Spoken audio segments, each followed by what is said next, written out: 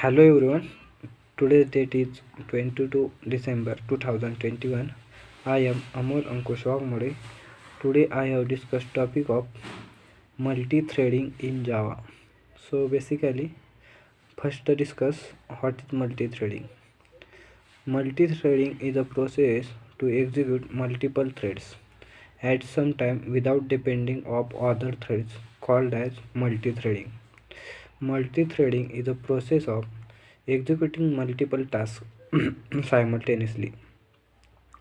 A thread is a lower weight sub-process, the smallest unit of processing. Multi-threading both are used to achieve multitasking. However, we use multi-threading than multi-processing behaves threads used in memory area. They don't allocate separate memory area, so saves the memory. Advantages of multi-threading: it does not block the user because threads are independent and you can perform multiple tasks and multiple operations in same time. You can perform many operations together, so it saves time. Threads are independent, so it does not affect the other threads. other threads. Then discuss about life cycle of threads. First one, in Java, threads always exist in any one of following structures. That is, first one is new, second active, third one blocked or waiting, fourth timed waiting, then fifth terminated. First one, new. Whenever a new thread is created, it is always in new state. For a thread in new state, the code has not been run. Then discuss about how to create threads in Java. First one, by using extending threads class by implementing the runnable interface. Then first one, discuss thread class. Thread class provides constructions and methods to create and perform operation on thread. Then thread class extend object class and implements runnable interface. Then thread string name, thread runnable are string name. Commonly used methods of thread class, that is public void run. It is used to perform action of a thread. It is used in it is used in perform basic operation, that is execute the statements.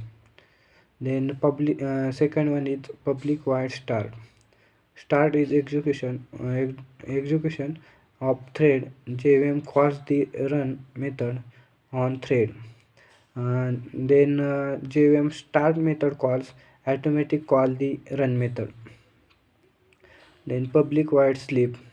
In sleep method, the causes of currently executing thread to sleep for the specified number of milliseconds. It has the threads have milliseconds have stopped. Then public void join. In public void join, waits for thread to die for specified milliseconds. Public int get priority. It returns the priority of thread. Then public int sets. They change the priority of thread. Public thread current thread. It returns the reference of currently executing threads. Then in starting thread, we have in starting thread we have discussed some basic operation, that is the start method of that class used to start newly created thread. It performs following tasks. First one, a new thread starts with a new constructor. Then the threads moves from new to runnable state. When the thread gets a chance to execute its target run. Example, in this example, class is created by multi. It extends the threads. then create a method public void run, then sys out thread run, then main method create new object that is multi t1 is equal to new multi, then call the method that is object dot start, then automatic call the run method, then output will be implementing run. Second one is runnable example.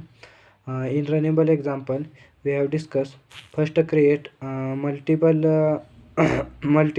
class implements the runnable method, then create method public void run, then sys out thread running, then my main method, then create new object that is multi m1 is equal to new uh, multi, then create object of thread that is thread t1 is equal to new thread, then pass the argument of multi level object multi objects, then then automatic call the this multi level objects.